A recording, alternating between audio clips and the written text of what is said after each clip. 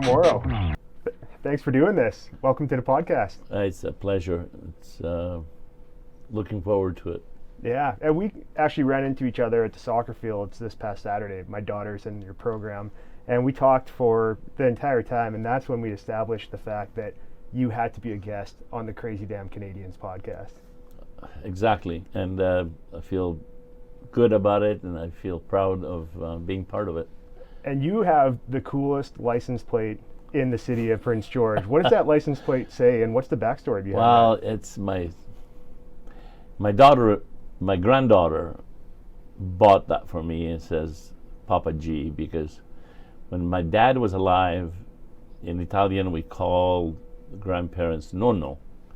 So when Dad passed away, I went up to my granddaughter and I said, now that he's gone, you can call me nonno. And her answer was, no, there's only one nonno, and he's up above. From now on, you're Papa G. Papa G. And she bought me the license plate, which people know me as Papa G now. Nice. So we have a lot to get into in this interview, and I want to go back to your early days. Born in Italy. What was it like growing up in Italy? And just let's talk about your childhood. My childhood was I was born right after the war in 1946. So right after the war. Right after the war. Yeah, because it ended in 45? 45. Yeah. And things were tough. Things were poor, very poor. People don't know what it is like to have a war within the country. Everything gets destroyed. There's lack of food, lack of everything. The main things get destroyed. I was born right after that, and I lived a very poor life. Remember getting one toy a year. It wasn't even at Christmas. It was an Epiphany Day on the 6th of January. What is that? It's the Epiphany. It's where this old witch comes around and brings you a present, and you take care of that present like gold, So you were never spoiled. Our time was spent on the roads playing little games with my companions, my fellow schoolmates that some of them are still alive and I'm still in touch with. And it's a friendship that never goes away. Mm-hmm. I think that people never forget their childhood, the place of you were born. When I go back over there, every corner of that little town brings me back memories, good and bad. Yeah. And what part of Italy? Calabria, in the province of Cosenza. It's a small town called Mangone, and there used to be about 1,500 people there, and now there's about 700. Everybody has moved away into modern part of town, which is maybe 3 kilometers down the road in the flat, We're in the foothills of the Sila Mountains that are beautiful. There's skiing for possibly 5-6 months out of the year. It's an alpine country. If I show you pictures of this area, you will never be able to tell the difference between Canada and Calabria. Well, there's pine trees, there's lakes, 3 natural lakes. One is an artificial power dam. There's elk, there's deer, there's bears, there's wolves, there's eagles, there's rainbow trouts. Unbelievable. And some people in Italy, being kind of a very warm country, like to spend, because they got beautiful beaches and stuff. But a lot of people like the alpine, like the fresh air of the high altitude with the pine trees. As a matter of fact, I have an uncle that is just retired professor of philosophy and psychology that has a chalet home over there, and I go and spend some time with him when I go back home, because there's only 3 years difference between me and him, and we have a great time together. Yeah. Well, the adaptation process of moving from Italy to Canada here in northern BC must be facilitated by the fact there's so many similarities between your hometown in Italy and northern BC. Yes, there is, and it's funny. I was going to school there, and I was being a brat. Honestly, I'll be honest about it, because my mother could not control me, because I was not a criminal, but I was a Dennis the Menace kind of guy. That nothing could stay straight. I had to do something about it, and. My mom sent him. My dad was already here for about 5 years. And says to my dad, he says, "Our son is out of control. I think you either come back home, or we're coming over there." And she asked me what I thought, and I said, "I want to go to Canada." And she says, "What's the main reason why you want to go to Canada?" I says, "I'm fantasizing the Western world." Because I was reading comic books like Rin Tin Tin or Captain Black or something. I was expecting the cowboys and the natives with their feathers and whatever. That was something I always wanted to see. And actually, when I got here, I was expecting to see that, but it wasn't like that. I got picked up by a brand new 1960 Ford, driven by my uncle. I said, "Where's the horse?" So, making the transition between Italy and Canada, 1960, is that the year? 1960, I arrived. Yeah. Okay, so you were roughly around 14 at the time. I was 14. 14 years old. And what was your first impression of Canada once you arrived? I couldn't believe it. I thought it. Honestly, I was on a train I arrived in Halifax in Pier 21. I got treated over there not very good. It was rough, and Pier 21 was not a good memories of that, you know.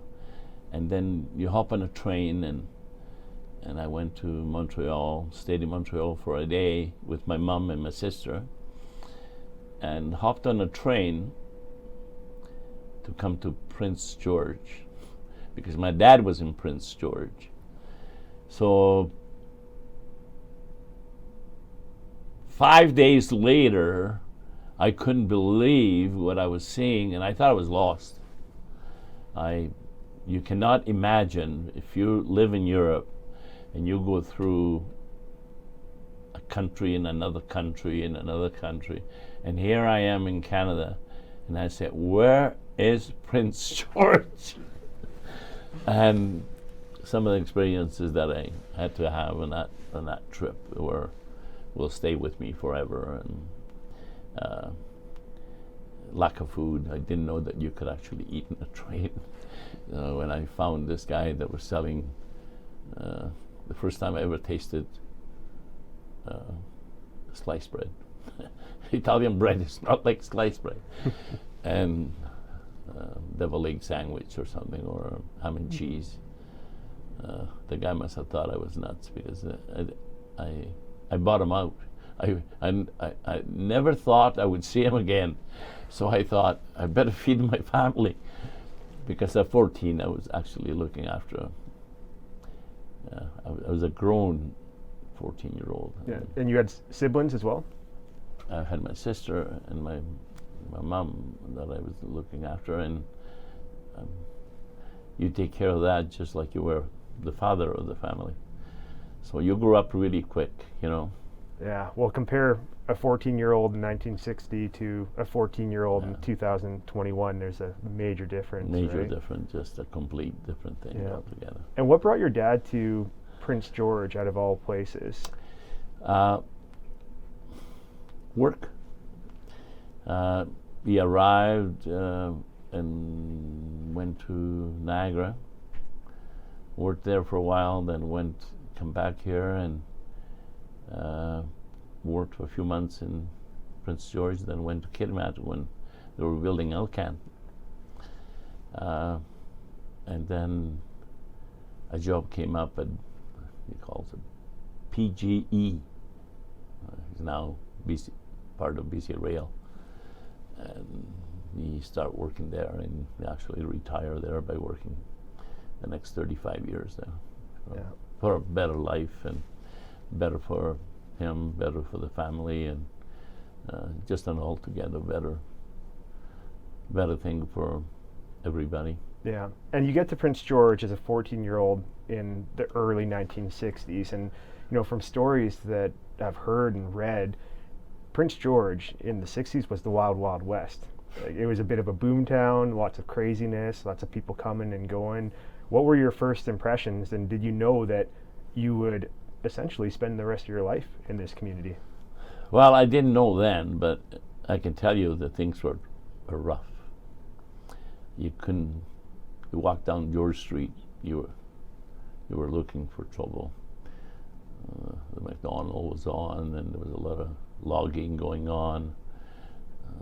The people were rough. Being used to the Italian way civilization was what it is today, and we were a little bit backwards, but things have caught up, and things are so much better now. But those were tough years in more ways than one. School. I decided, my dad asked me if I wanted to go and work with him at 15. I said no. I said, if I'm going to live in this country, I want to be able to speak English. I want to be able to learn about the country. I want to be a Canadian, And he thought I was crazy because you have to help the family making $1. But I wanted to go to school. I wanted to play.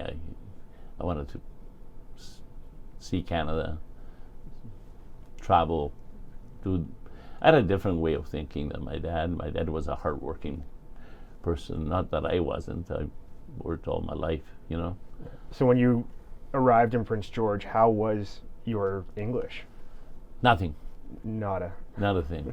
The only thing I knew from this old Canadian fellow that retired in my little hometown, he taught me to count up to 10.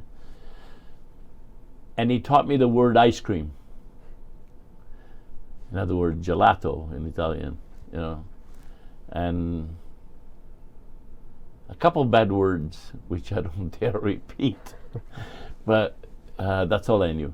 What a way to learn the language when you're living in the country and you're forced, in order to survive and prosper, or really to do anything, you're forced to learn the language in that situation. Yeah, it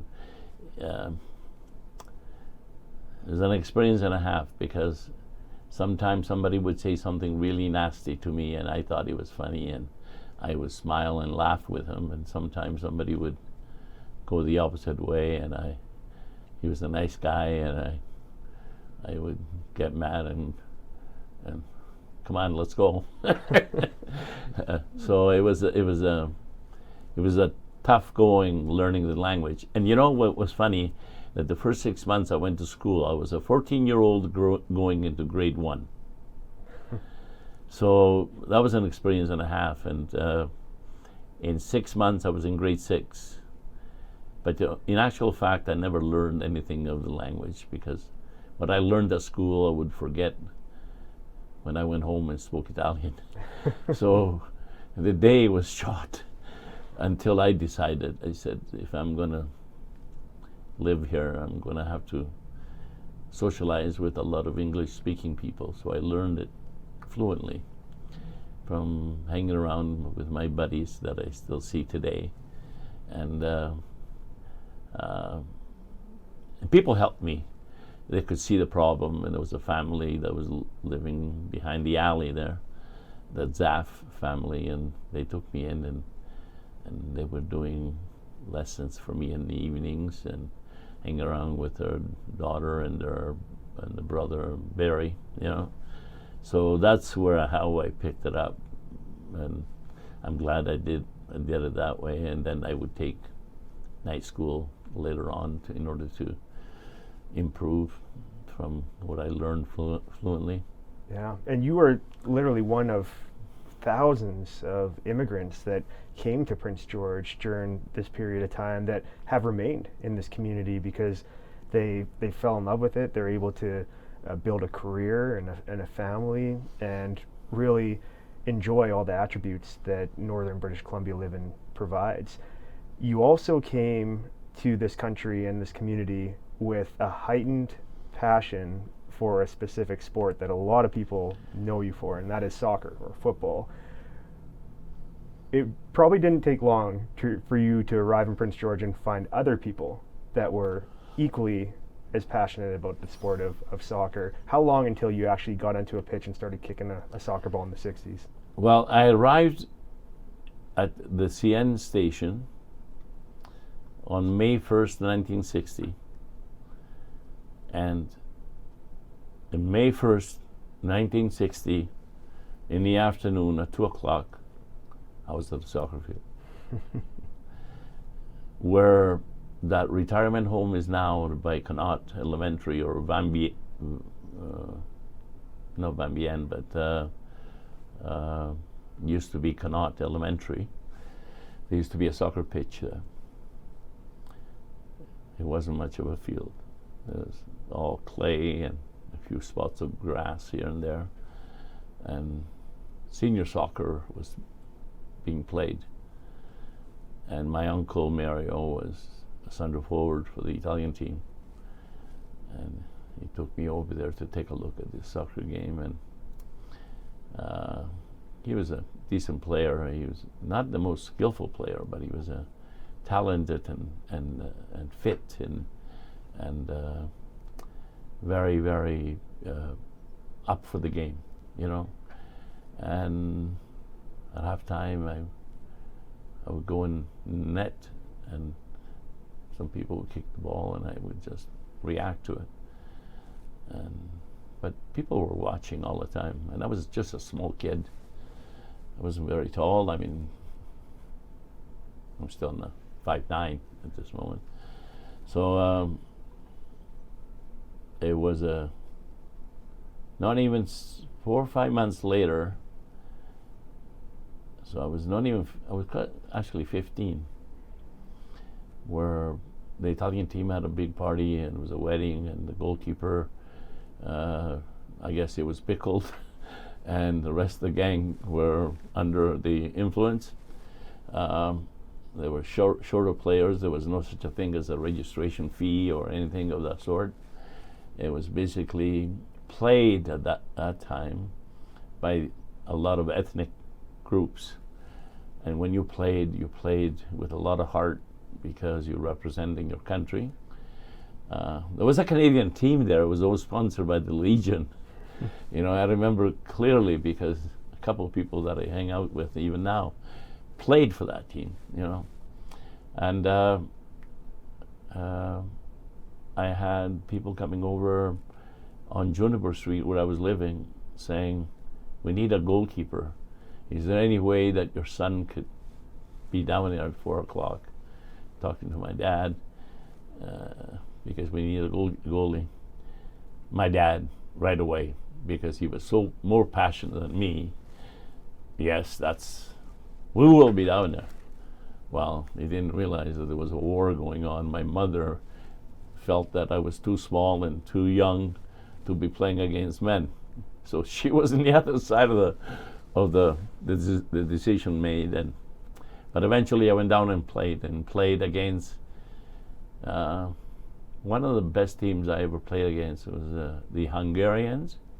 The Hungarians were strong because in 1956 the Russian invasion took place of Hungary, and a lot of people that were in Hungary that were good soccer players escaped, and an abundance were here, and they bombarded me. And here I was, 15 years old, and you ended up with a 0-0 score. That will stay with me forever. As a matter of fact, that team got so behind me because they saw some talent there at a young age, and they carried me all over the field, and that was the opposing team. So I thought that was the beginning of a long story, and then from that game on, I think I played 6 games, and I had 6 straight shutouts until my center back, one of the best players I ever played with, a guy by the name of Gino, he scored an unknown goal on me by calling me out and then putting a header in. So here you are at 15, and you have half a dozen consecutive shutouts against opposition adults that you're playing against, Yeah. and that really was the foundation of your soccer career in Prince George in Canada, and it's gone from there to a legendary status where you are today. What did the next, say, 10 years look like after you started playing soccer as a goalie in Prince George? Did you start to have like all other teams take notice, as well as teams that weren't in Prince George that might have been down in the Lower Mainland? We, at a young age, after a couple of years, the Italian team folded. There was another team that came up big time, was composed of Scottish and English players. It was the Simon Fraser Wanderers. And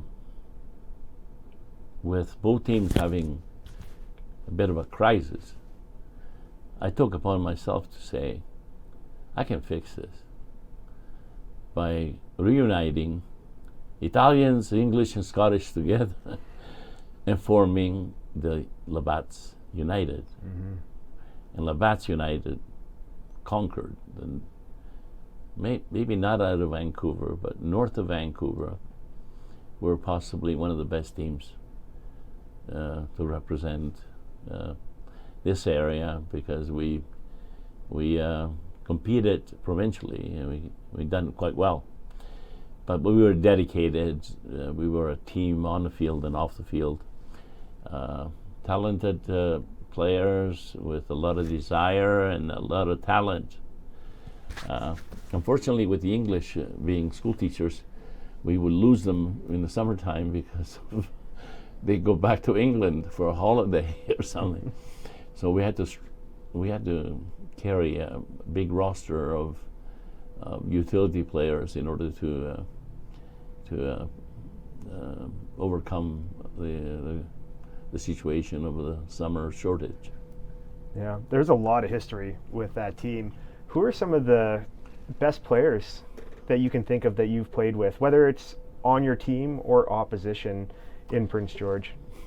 I played, because I had a couple of years where I would travel to Vancouver to a team from Vancouver that played in the Pacific Coast League. The Pacific Coast League was the best league in Canada, and Mr. Minority, the owned Columbus Travel in Vancouver, heard about this Gaetano guy from Prince George, and he kept on trying to get me to go to Vancouver, and so I would go down there and play the odd game at Callister Park. That was the place of history for soccer in Vancouver. And I would play there, and I would go there for the weekend and play a game Saturday and game Sunday. And then fly back. Hate to say this, but I was making more money in one game over there because they were paying me $50 a game. And at that time, I was working for this place in town, Simpson Maxwell, and I was making $32 a week. So not only did I enjoy that competition, because I always been a very competitive guy.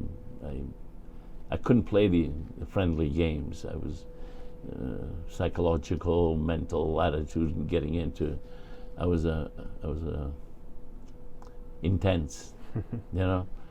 I would go down there and play, and it was a satisfaction, basically, to play against players of that caliber. Played at BC Place. Empire Stadium used to be the place where the first AstroTurf took place, and I paid the consequences for that, for burns and blood poisoning, and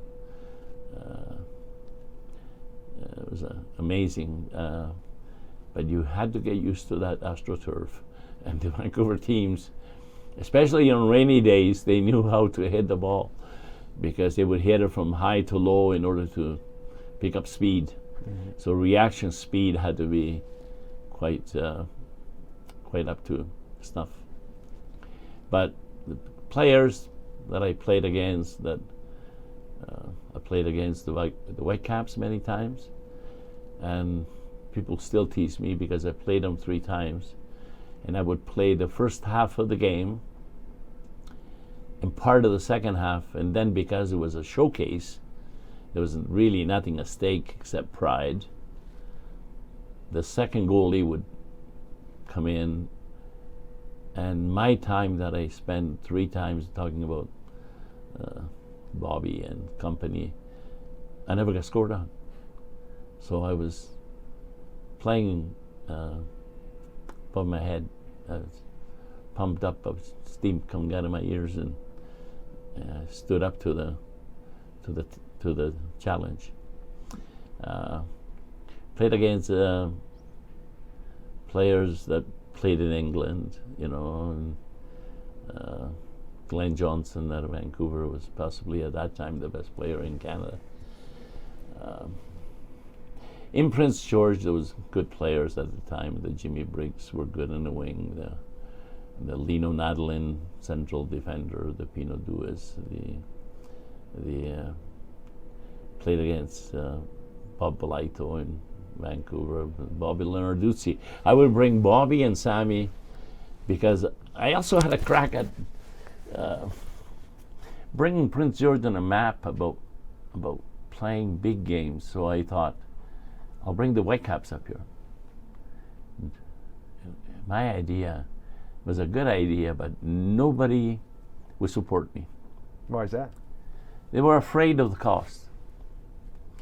So I was persistent, and I got AirBC to sponsor me, which made it really easy to bring them up here. Didn't cost me anything for the flight. The whole team would come up and spend the Saturday night here. I would play a game on either Sunday or Saturday. So would you put together a Prince George all-star team, so to speak? Basically, it was an all-star team. I wanted to get the whole community involved. The nucleus was Labatt's because we were the best team there, but we would pick up players from other teams in order to make the team sponsor stronger. But it came to a time where they were so much better than we were. So I thought, maybe I better boost this team with some Vancouver players. So I would ask the Bobby Leonarduzzi and the Sam Leonarduzzi and a couple other players to support us and play for us. It was a great idea, and it was a great experience because they stayed the Saturday night. We would have a big banquet, and the whole soccer community would participate. Yeah. It was great. We had pastry chefs supporting us. We had the Ramada Inn would give us rooms really cheap because we would do the banquet afterwards downstairs. So it was one led to something else, and it just came all together. Well, I mean, that's great to grow the soccer community, but also just in terms of economic impact in Prince George, another benefit, right? Yeah. During the highlight of your career as a goalie playing soccer in Northern BC, do you have any standout memories from your career that you look back and just smile saying, that's probably one of my best soccer memories on the pitch? Does anything come to mind? There was one that will stay with me forever. We're playing Croatia, which was our rivals. Arch nemesis. And there was a player that had gone over there, Piero Balzi. There was a kind of a misunderstanding, and he got a transfer to go to the opposing team. We're playing them on a final. And with 5 minutes to go in the game, the score 0-0. Our central defender, Gino, who is a monster 6'3", of power and shoes that were size 14. Just tree trunk legs. If he didn't get you in the air, he got you with his boots. And he went to block the ball, and I don't know if the referee was on the blind side of him. Thought he stopped it with his hands. So he called the penalty shot. Well, Gino was furious. Gino was a madman. We had to actually calm him down. Well, who comes in to take the penalty shot was a fellow that I just released on a transfer fee, and he's got a big smile on his face because he's going to put the game away, being 3-4 minutes before the end of the 90th minute. Well, he had me at one time because he ran at the ball, and I always had a favor side, which was my right-hand side. So I would give him more space on my right-hand side because I was playing mind games to make him shoot on my right-hand side. But he faked me left, and he faked it well, and I started to move to the left. And midstream, he went right. And at this moment, I still get the goosebumps. I changed direction, and I didn't only get to the ball, I snugged the ball. And I was so happy that I was going to kick the ball out of the park. It just out of frustration and happiness. And I seen my midfielder, Ricardo Leyva, he's just passed away just not long ago, waving. Well, I chucked the ball with my hands right on his foot, about midfield. And with one pass, he chucked it to Marcel Skuzik, our kid, 18 years old. And from them scoring a goal to where we put it in was maybe 20 seconds. So being 1-0 down, we were 1-0 up and won the game. So it's one of those things that will stay with me forever because it just changed everything. Yeah, what an emotional roller coaster, whether you're a player on the pitch or a fan watching that game, for that transition or sequence of events to all happen within that 20-second period, and for you probably to remember it so vividly today, right? Yes, we still talk about it when we meet up.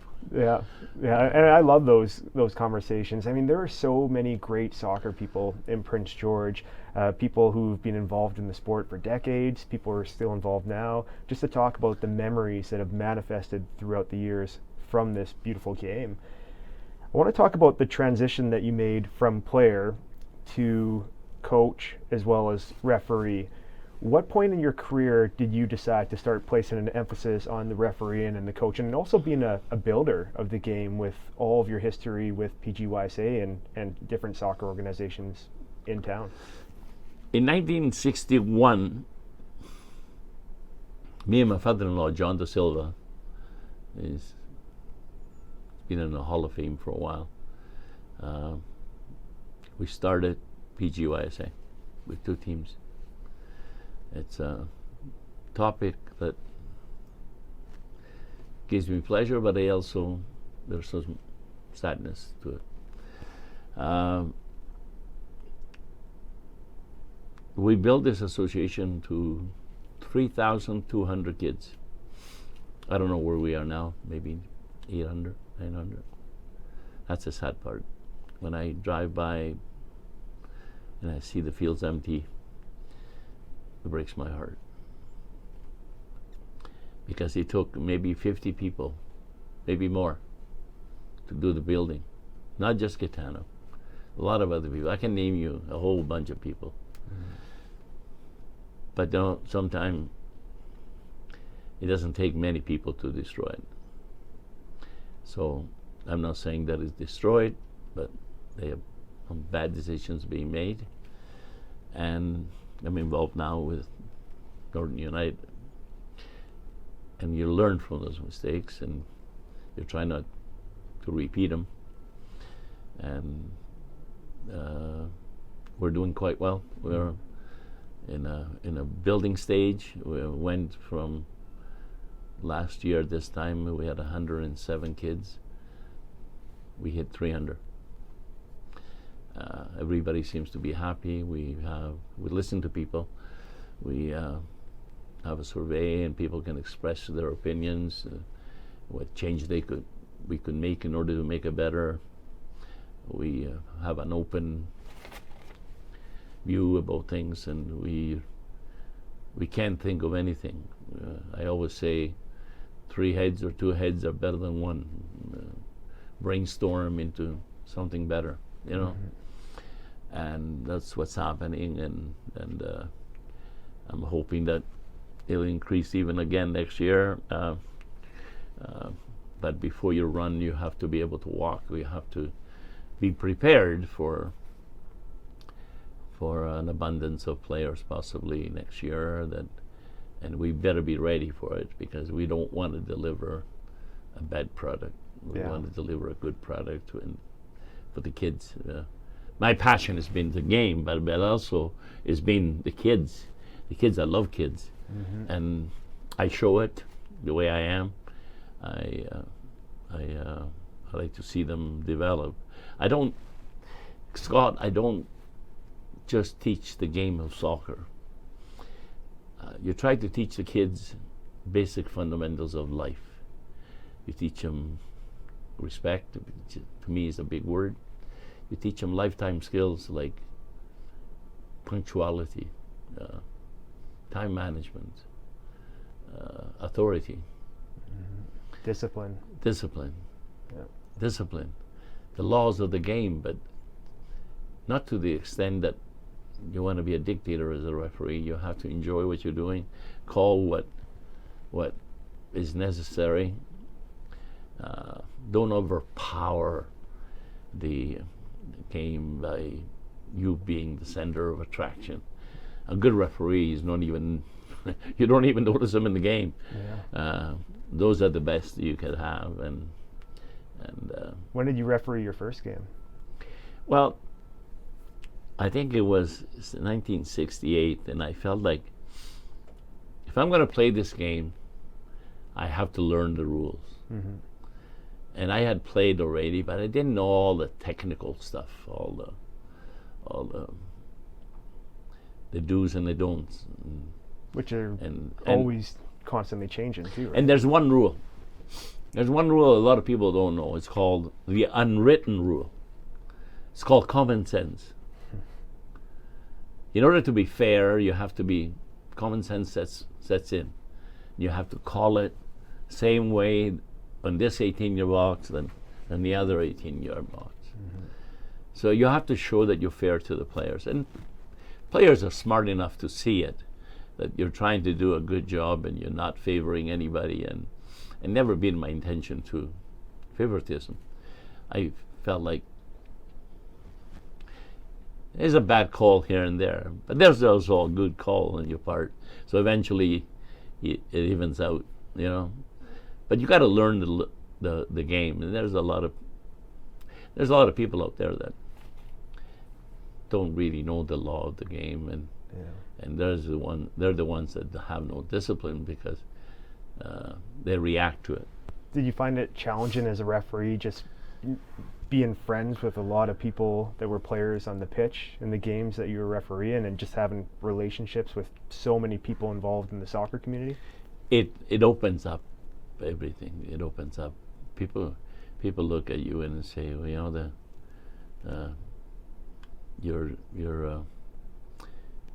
you're in the middle of the park. You're by yourself. You got 2 assistant referees, and it's quite a job to do it, whether you do it in the amateur level or professional level. I try to learn from people. I traveled the world to see the best players in the world. I also traveled the world to see the best referees in the world. Absolutely. To me, the best referee in the world that I ever seen, and I get goosebumps thinking about it because I learned from his emotional gestures to the tone of the whistle. And remember one thing, Scott, I always teach the kids that your whistle is your voice. When you don't like something, you blow nothing. Let them know, you know. And some of them will. That's not what you do. At halftime, you bring them in, you let them know. So I bring a whistle and I show them a timid whistle and a nasty whistle. So it's your voice. But Sandor Pool was an Hungarian referee that possibly is the best I've seen. Was this at a World Cup? Yeah. Yeah. Which one? Sandor Pool was in Italy. 1990? 1990. Nice. But I also saw, and you may say, oh, maybe he's Italian guy, the bald head guy with a smile like you wouldn't believe and a mean look like you've never seen before, Pierluigi Collina, with his look at his face that he's going to kill you, at the same time he's going to hug you. And he was by far, for about, I would say, for 2 World Cups possibly in top of his game. He was respected by the people. It didn't matter what kind of goal he made, because he was that good. But the two of them that stood, I can talk about it for hours. Yeah. How many World Cups have you been to? I started in 86, and to me was Is that Mexico? Mexico, okay, yeah. Was a phenomenal one because it was my first one. Being in the cantina prior to the game and having a few cervezas, and I could hear this roar, this noise, and I didn't know how far I was from Azteca Stadium in Mexico City. And by the time we got there, it's a funny story, Scott. I looked like Zorro because I had the Italian flag tied up to my neck and I had the Canadian flag tied up to my neck. I had 2 flags. And Canada was the first time that participated in the World Cup in 1986. And one of the last. And one of the last. As a matter of fact, the province paper, I don't know how, but they got hold of me in Vancouver to take a big picture and did the front page of the province. Nice. To say, they did a story on me, but the question was, should Italy play Canada in the final, who are you going to cheer for? Well, I didn't have the answer. So I said, I'll give you the answer when I get there and I'll see how things are going. But talking about this country has been good to me. It's been my adopted country. And in 1986, I found out that I was more Canadian than Italian because in the stadium of Querétaro, with a score, we were down 1-0 to France. I felt this urge. And I took the biggest flag you ever seen, of the Canadian flag, and I took it around the concourse of the stadium, running just like it was a mosque. And all these Canadian guys that were there, in our group there was 58. They said, that guy's crazy. He must have been a goalkeeper. And we are different. Yeah. We are totally different, and we have a way of being and a little different than most people. And Yeah. I think I'm different too.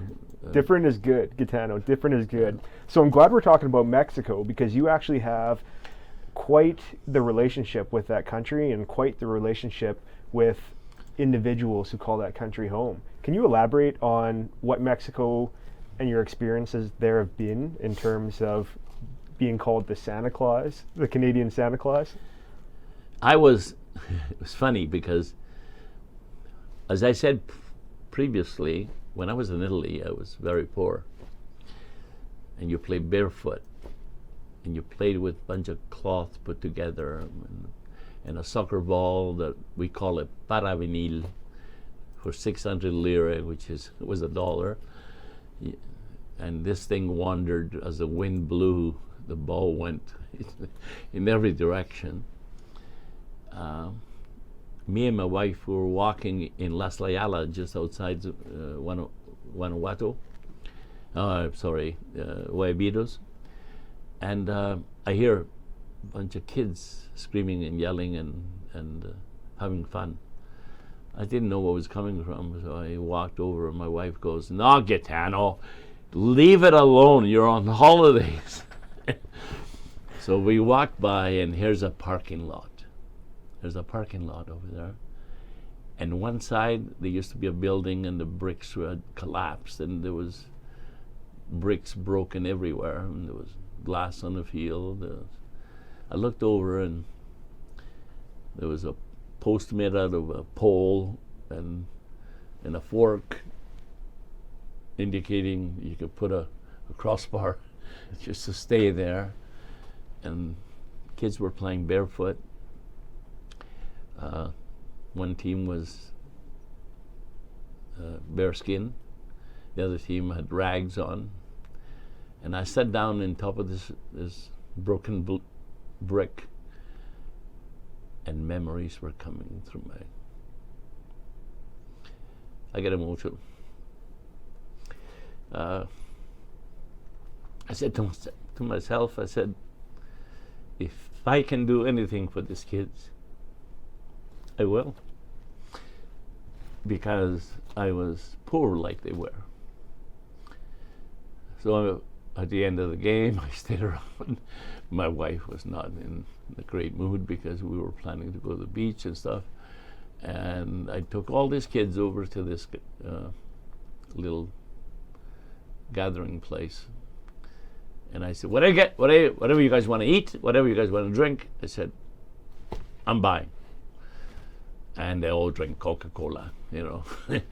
And they had something, chips or whatever. And I said, with my broken Spanish, I made them understood that next year I was going to do something about them. When I came home, I decided to start looking for things. And I gathered a whole bunch of equipment, soccer balls and soccer boots. Used ones, and we cleaned them up. We put new laces on. Me and my wife did a super job, and different uniforms that were not being used anywhere here, because here we are spoiled and they want nothing but the most modern things, and they play with $300 boots there. Soccer is a passion with those kids. It's their national sport. And, so I decided I was gonna I made a deal with what's the name of the company, of the air company, AirBC or CP that flies to Mexico. Okay. And they would let me take an abundance of suitcases instead of paying for them. Mm-hmm. And I would get to Mexico City, to Puerto Vallarta, and all these people were questioning me because I had 6 suitcases plus my own. So they asked me what was on those suitcases, and I said, well, soccer boots over there. I said, all kind of things happening. And the guy didn't believe me. So I said, give me the keys, open them up.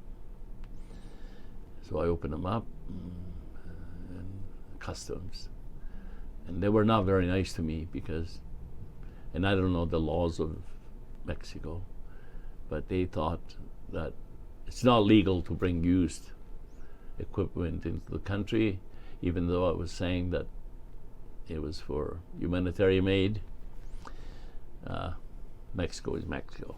And they took me in this office, and they were questioning everything that was going on, and suddenly I noticed that there was a whole bunch of Crown Royal bottles on top of the desk over there. There was a whole bunch of things that they had taken away from people.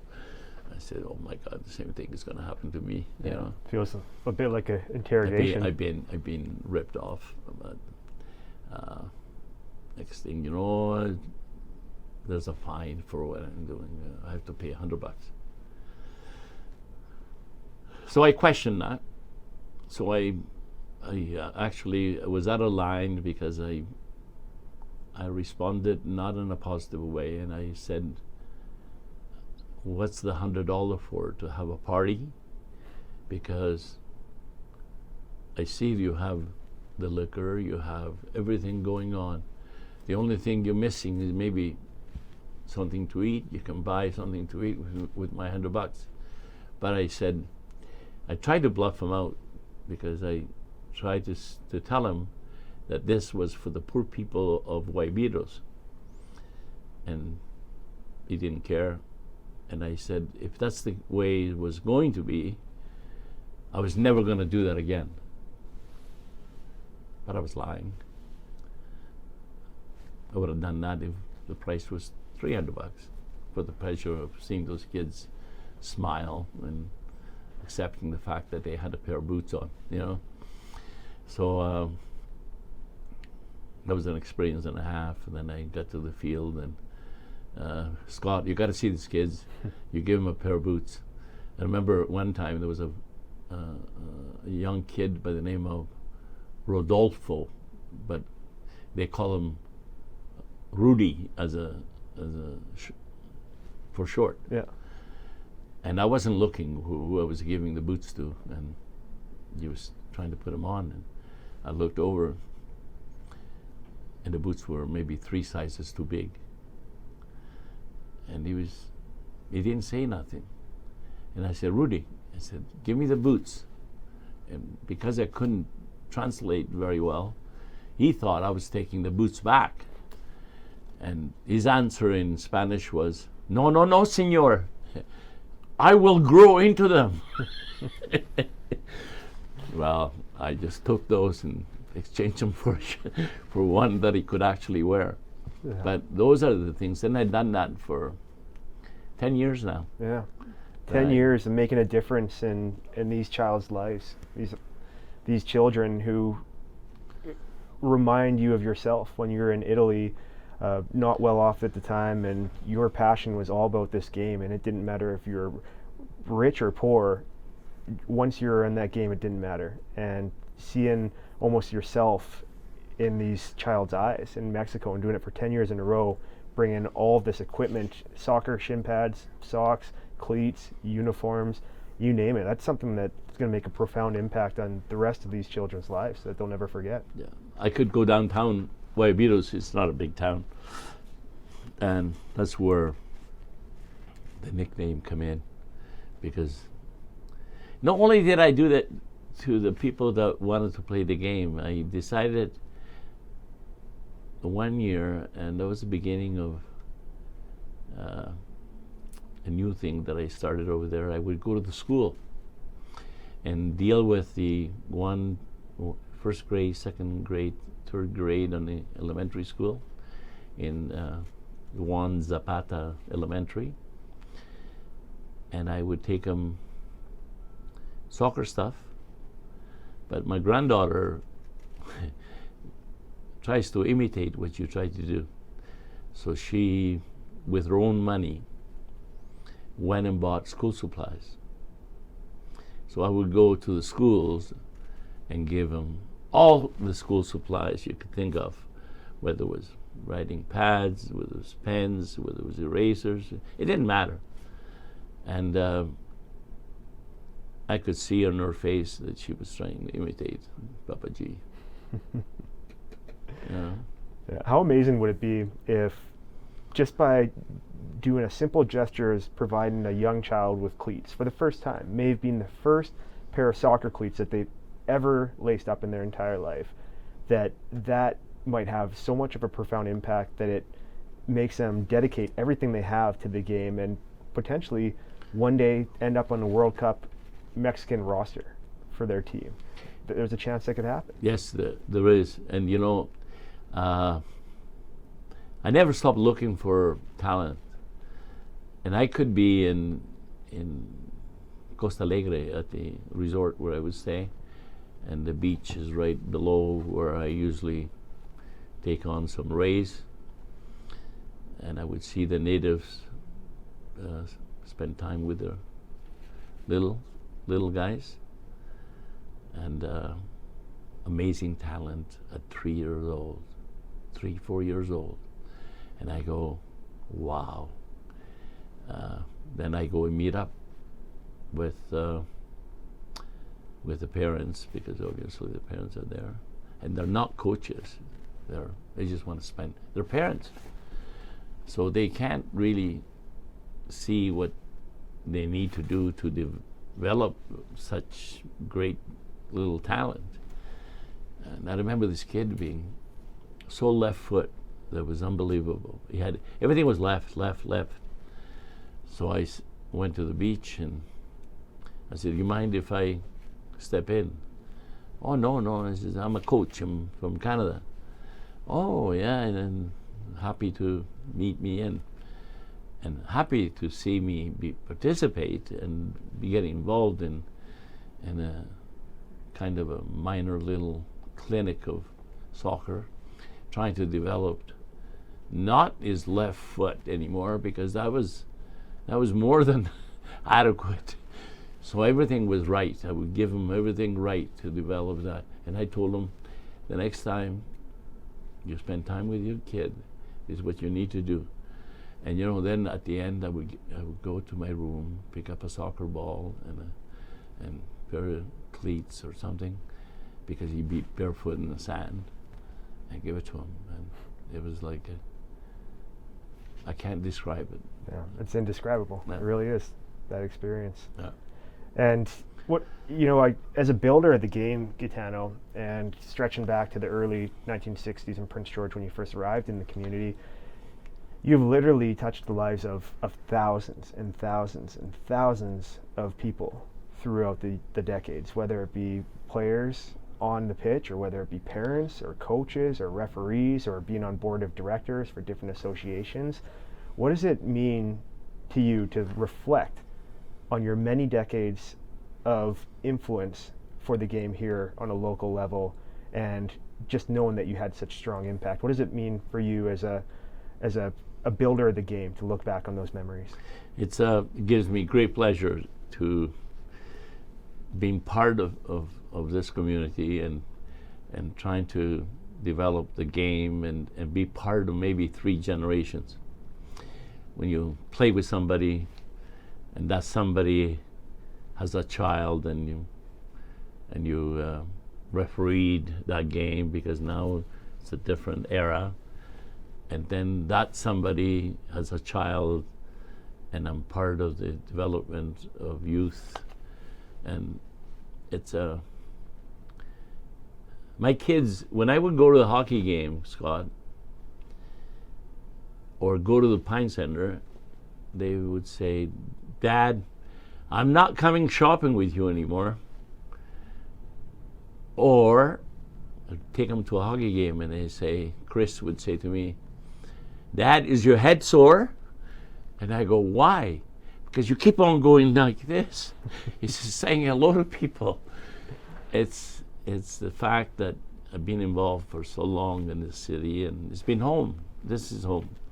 I mean, I like to travel and go into Italy and enjoy the life of the Italian way and whatever, but it's also, the trip home is a trip home. You got your house, you got your privacy, you got your this country is vast. It's got everything you ever want. It's got natural beauty. Paradise. Paradise. It really is. I watch what you're doing and all the hiking you do. I don't miss anything. And I get this feeling again. And I wish I would be in shape like you, because I have some health issues, that I could do the things you do. Because you know what? Those waterfalls and those alpine countries and in the snow and whatever, and I go, how does he do it? Well, Gaetano, to be honest, it's no different than playing soccer. I am a firm believer in everyday body movement. It's the best defense for mental health, and it's the best medicine you can get in the world. Yeah. And I look at the soccer fields with Northern United FC and my daughters and your program, and it must have been so difficult for children and teenagers or even adults, where once COVID hit, all sports were canceled, because just to keep our collective sanity, so you need that body movement, and a large majority of people get it through sports. Yep. And it's not just the exercise, it's also the social aspect as well, where you're seeing your teammates, which become your friends and some of the closest people who have influence in your own life. Yeah. And so it's so nice to be able to see sports back again, and to see kids being kids and being able to put down their screens and focus on having fun on the field or at the rink or at a squash court or anywhere. So and your team and you are a major influence in that. So before we wrap up the podcast, because we're getting near to the end, I just want to maybe ask a couple questions about players and referees in Prince George, and maybe just give your take on them, because I always love hearing the stories about like the Jimmy Briggs of the world, who I only knew Jimmy as a referee when I was 18 years old, but I hear stories of how phenomenal of a player that he used to be. So I'm just going to throw out some names, and maybe you can talk about them. Let's start with Graham West, because I hear he was quite the player too. Graham West, as far as I'm concerned, he was the best forward this town has ever had. Lengthy, tall, fit, aggressive, a nose for goal. Yeah. I knew how to get to Graham as a coach, and I knew how to get the best out of him. He would score big goals at the right time when you stroked them right. I used to call him his famous, his strong point, I call him Red Bird, because he could hang in the air like a bird, and he would time his jump so that the defender was already in his way down, and he'd be still hanging in there, flopping his wings. And he just had it. Yeah. And that was possibly the winning effort. Yeah, his soccer IQ is through the roof. He was actually our coach when we were 18, 17, and we won provincials, the Prince George team. And you see his leadership characteristics trickle down to his son Brandon, who does a phenomenal job coaching hockey as well. Another name, let's go with Alan Rouge. Alan Rouge, I was part of Alan Rouge in more ways than one. Always fit, always mentally smart. As a player, a workhorse. I got me involved in the officiating. I think he took the entry level, and he became a referee, and his leadership and fairness stood out. And he's now on top of his game in doing national refereeing. Yeah. And Alan and his wife as well. And I'm good friends with Michelle Pye. She comes up here once in a while, and I touch base with her. It's mutual. We have a lot of respect for each other. She's actually in charge of. She's retired from refereeing, and she's in charge of the as an instructor for FIFA referee. So she's top gun. Yeah. Well, her and Alan were both always very competent referees, but they also had a really unique sense of humor that they're able to incorporate too. It was a nice 1-2 punch. So next name, I'm going to go with a fellow goalkeeper, Terry Carter. Terry was. I only saw Terry play in the later parts of his life. He was playing in a Mackenzie team that was so-so. Terry tried hard and was always keen on playing and good goalkeeper, but I don't know much about it because he didn't play here. He played in Mackenzie, and then he got together here when the Masters took place. At that time, I played a couple of years, and then I walked away because I couldn't play. I couldn't play with a smile on my face, so I was too competitive. So it's funny because when you get older, your mind says that, yes, I love doing this, but your body cannot take it. And I was getting injured, and I had a bad injury, as you probably know. I was 29, and I snapped my leg really bad, and I didn't want it to happen again because it didn't heal properly. I was devastated because for a year I couldn't even walk.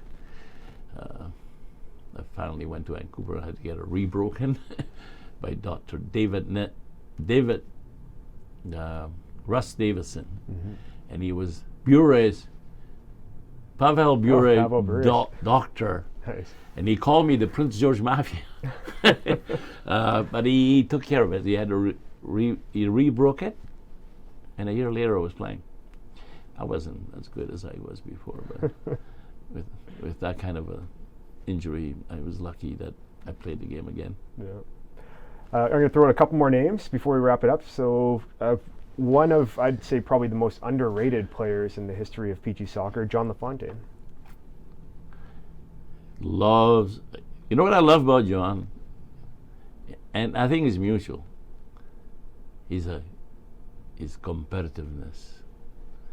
He talented, skillful, but the biggest thing, he loves competition. Mm-hmm. And that's the kind of guy I like to have on my team. Yeah. You know? That competitiveness mixed in with just a natural athletic ability, right? Yeah. There was lots of people that would come up to me and say, I would like to join your team. I'd like to come for a run and do this. Well, if you want to just come for a run, I think maybe you better go play for that team. I love the competitiveness in a person. Yeah. I like the grit. Yeah. When you need to come up big, you go through the wall. One of my favorite players to ever actually be on the team with was Lyle Egan, who he was never the biggest guy on the field. I think he was around my height, but his drive and his being a student of the game was always very admirable. Who would you say are some of the best female players to ever come out of Prince George for soccer? That's a tough one. There was one when I was involved with the academy with Sipo Sibia. There was a girl named Mel. The last name will come up. She could play men. She was so competitive and such a tough little redhead. Yeah. That was really one of the best players I ever seen.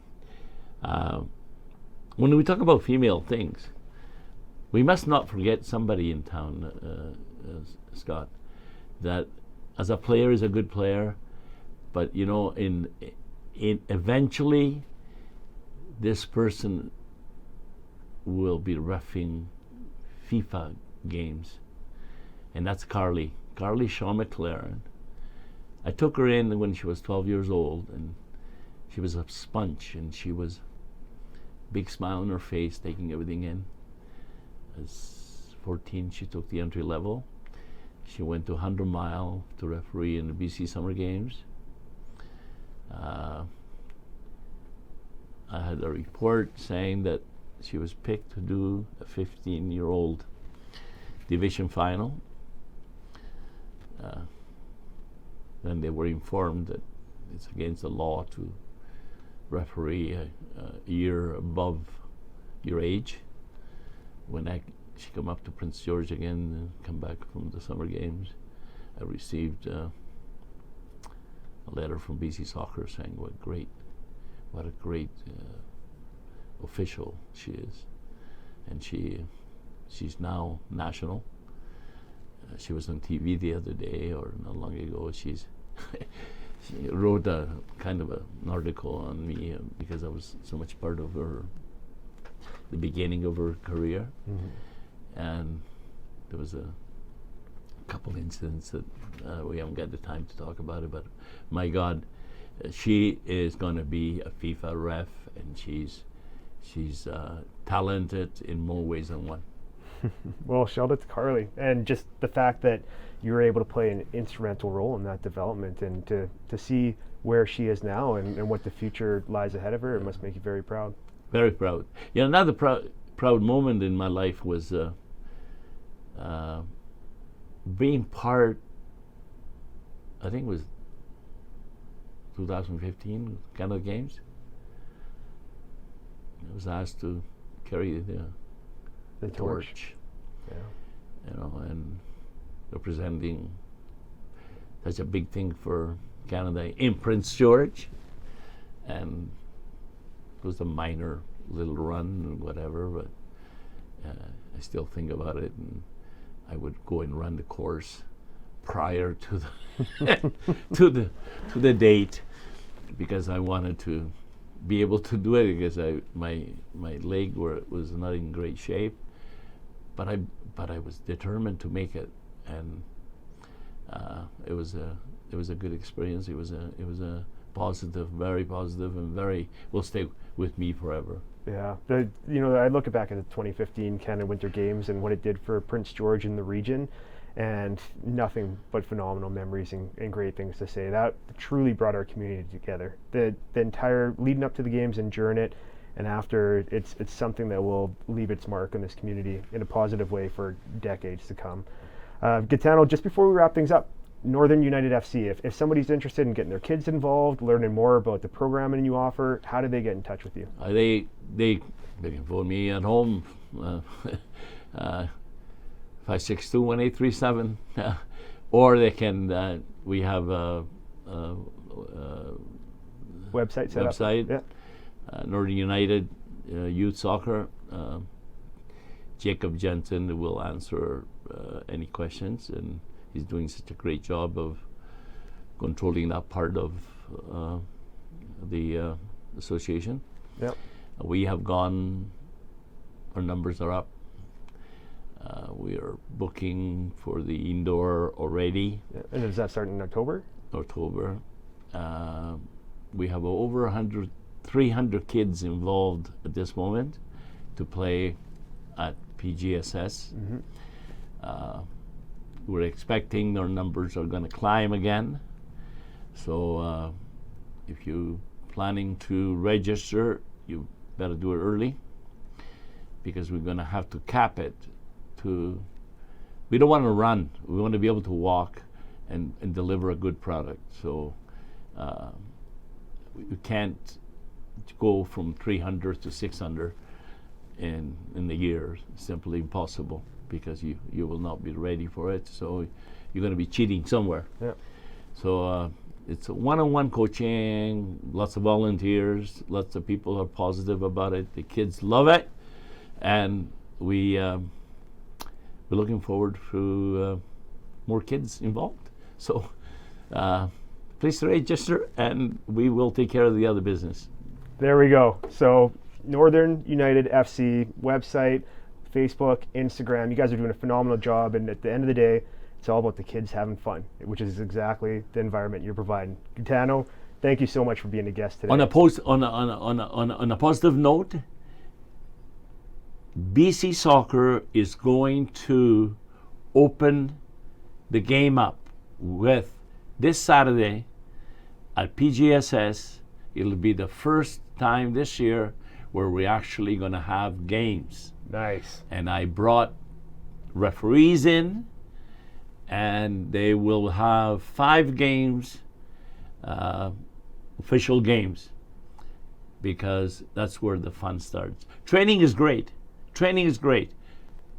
But the fun part is the actual game. So that's happening because it's about time. Perfect. Another step forward in leaving this pandemic in the past, right? So keep up the great work, Gaetano, and thank you for being a guest on Crazy Thank Damn you, Canadians. Scott. Thank you for all you do. Awesome. Thanks, Gaetano. Thanks, Andrew.